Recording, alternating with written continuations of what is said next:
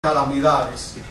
La Primera Guerra Mundial termina con el Imperio Otomano y los ingleses son los que controlan la zona. Vino la declaración de Balfour, quien aseguraba un hogar nacional para el pueblo judío y también para el respeto para la comunidad árabe.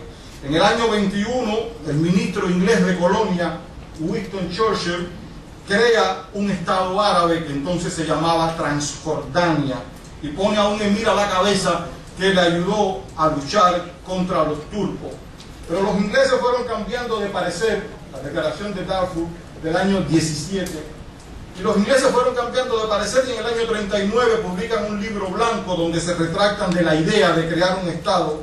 Y David Ben Gurión tuvo la sabia idea, cuando ya en Europa estaban las persecuciones a los hebreos, a los judíos, tuvo la sabia recomendación de apoyar a los ingleses contra Hitler como si no existiera el libro blanco y luchar contra el libro blanco como si no hubiera guerra. Y ese fue precisamente el primer objetivo de los fundadores del Estado hebreo, la creación misma del Estado y después ver cómo se podían convivir con los vecinos. Nunca se lo plantearon de otra manera. Ese fue el plan original de las Naciones Unidas del 29 de noviembre del año 47, que no fue respetado por los países que hizo referencia la profesora. Fueron los vecinos de los palestinos los que impidieron en mayo de 1948 la creación de un Estado árabe palestino allí donde las Naciones Unidas había acordado.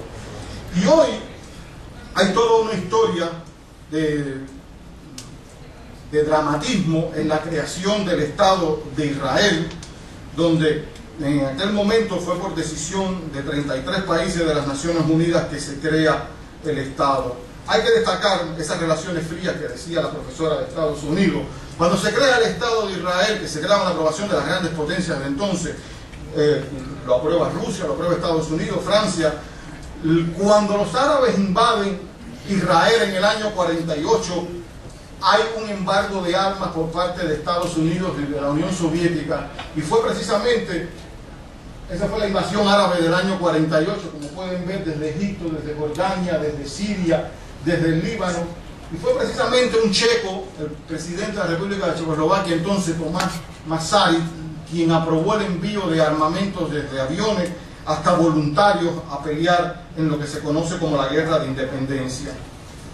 Fue una guerra cruenta que duró varios años, pero que demostró que los israelíes estaban dispuestos a firmar los armisticios con sus vecinos, siempre y cuando ellos estuvieran dispuestos a firmar la paz, o por lo menos un acuerdo de detener las acciones bélicas.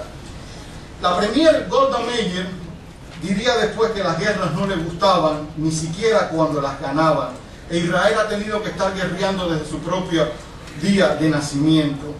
Y en la década de los 50, la Guerra Fría llegó al Medio Oriente y de la forma más caliente, con los incidentes del Canal de Suez, cuando Francia e Inglaterra, junto con Israel, trataron de detener un proceso que había nacionalista de Gamal Abdel Nasser en Egipto.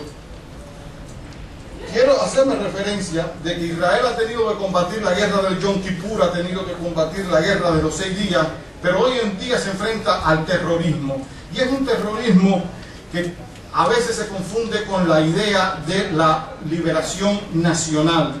Los primeros actos terroristas lo hicieron los palestinos cuando asesinaron al rey de Jordania, Abdullah al-Hussein, en Jerusalén.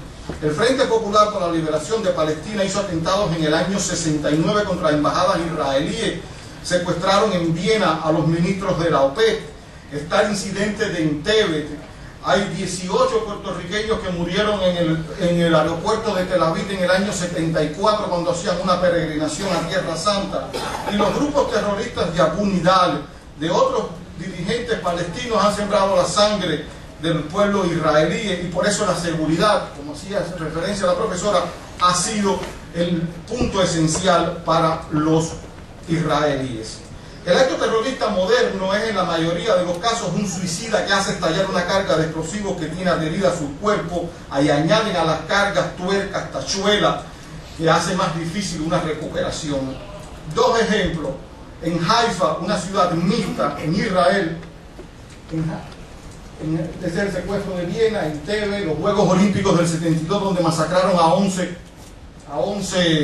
atletas, organizaciones terroristas que siembran, no solamente en Israel, sino en el mundo entero, actos vandálicos.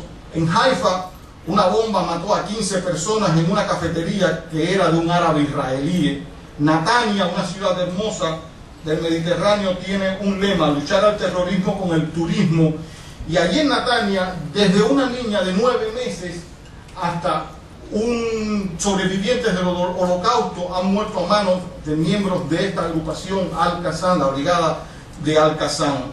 Hamas, que significa fervor, ha demostrado desde su creación en el año 87 que es una organización que el terror lo ha convertido en el elemento fundamental de su política, y no para traerle al pueblo palestino ansias de paz ni de bienestar. Han instaurado en la Franja de Gaza una dictadura teocrática, y de facto hay dos estados palestinos, uno en Cisjordania y otro en Gaza, donde en el año 2006-2007, después de ganar unas elecciones, crearon unas milicias y expulsaron y asesinaron a dirigentes de la Autoridad Nacional Palestina. Ese liderazgo de Hamas es lo que está dañando al pueblo palestino, no respetando a su propio pueblo. Y tenemos la operación Plomo Fundido de los últimos meses, cuyo objetivo fundamental fue terminar con la estructura terrorista de Hamas.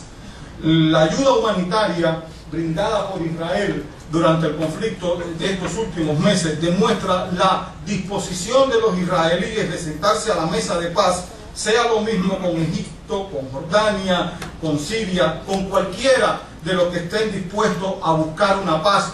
Y lo hemos visto en Camp David en el 79, lo vimos con los acuerdos de Oslo del año 93, lo vimos en el acuerdo de Jordania en el 94, y esa fue la propuesta del año 2000, donde según el presidente Bill Clinton fue precisamente Yasser Arafat quien se negó a que se creara un Estado palestino por las condiciones que ponía. Eso fue el holocausto, la profesora hizo referencia.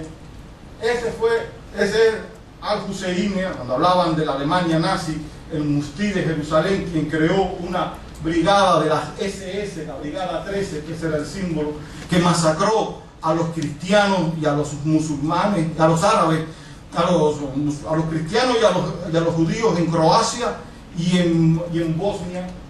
Esas son las universidades que han sido masacradas. E Israel es capaz de rescatar a su pueblo, sea lo mismo los etíopes, como vengan de otras tierras, como son, por ejemplo, hay una comunidad vietnamita que recibió asilo político.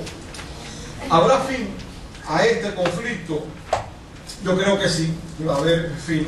El pueblo hebreo escapó del dominio de Egipto, se escapó del faraón, sobrevivió, ha reunido a sefardíes que nacen Mizrahi, ha dado lumbreras como Frank Kafka, Paul Celan, Stefan Zweig, como Walter Benjamin. Los premios Nobel llegan a más de 150. Y ustedes en esta universidad, la asociación que tanto se interesa por la paz, por entender, hay un filósofo inglés, un clérigo que se llamó Donald, que escribió que la muerte de cualquier hombre nos disminuye a todos, y que nunca pregunte por quién doblan las campanas, que las campanas también doblan por ti. Y ahí fue donde Ernest Hemingway